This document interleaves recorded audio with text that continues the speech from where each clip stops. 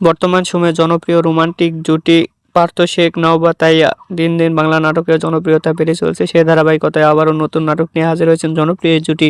নাটকটির নাম হঠাৎ দেখা। এই নাটকটিতে অভিনয় করেছেন বর্তমান সময়ের আলোচিত অভিনেতা পার্থ শেখ ও আলোচিত অভিনেত্রী নাইবা তাইয়া। এই নাটকটি রচনা ও পরিচালনা করেন সেলিম রেজা। নাটকটি খুব শীঘ্রই এনটিভির পর্দায় দেখতে পারবেন। আপনারা দেখতে চাইলে অবশ্যই এনটিভির পর্দায় চোখ রাখুন এবং নিয়মিত নতুন নতুন নাটকের আপডেট পেতে হলে অবশ্যই চ্যানেলটিকে সাবস্ক্রাইব করে রাখুন।